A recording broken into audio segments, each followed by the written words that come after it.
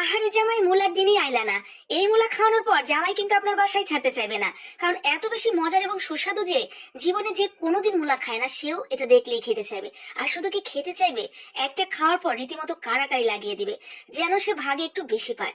অসম্ভব মজার নরম তুলতুলে রসালো এই মূলা পিঠা দিয়ে আপনি যে কারো মন জয় করে নিতে পারবেন। আপনি কার মন জয় করে নিতে চান সেটা কমেন্ট বক্সে লিখে জানাবেন, আর তাকে একটা মেনশন দিয়ে দৌড় দিয়ে চলে যান। দেখেন সেই মূলা দেখে পাগল হয়ে যায় কিনা। তো আমরা প্রথমেই মূলা পিঠা বানানোর জন্য একটা পুর তৈরি করে নেব। এখানে নারকেল, খেজুরের গুড় আর একটু এলাচ গুঁড়া করে দিয়ে দিয়েছি। এরপরে সুন্দর করে নরম পাকের একটা পুর তৈরি করে আমরা এক সাইডে রেখে দিচ্ছি। এখন চলে যাচ্ছে ডো বানানোর জন্য। 1 কাপ মেজারমেন্ট কাপের আমি এখানে পানি দিয়েছি, সাথে দিয়ে দিলাম একটু food colour, green food colour এবং টেস্ট অনুযায়ী লবণ। এরপরে আমরা আতপ চালের গুঁড়া দিয়ে সুন্দর করে একটা ডো বানিয়ে নিব। আর একটা ছোট্ট অল্প ডো বানাবো, আমরা নর্মাল যেভাবে আমরা চালের রুটি করার জন্য ডো তৈরি করি ঠিক ওইভাবে।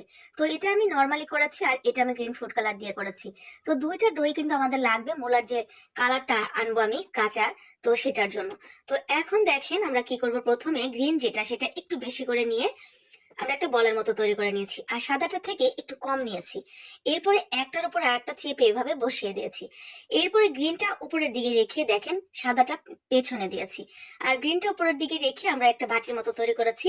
এরপরে মাঝখানে আমরা পুরটা দিয়ে দিলাম। নারকেলের যে পুরটা তৈরি করলাম সেটা ঠিক এইভাবে দিয়ে দেখেন আমি কিভাবে এটা শেপটা তুলছি, ঠিক এভাবে দেখে দেখে আপনারা শেপটা তুলে নেবেন। একটু খেয়াল করলেই বুঝতে পারবেন, খুব কঠিন কোনো জিনিস না।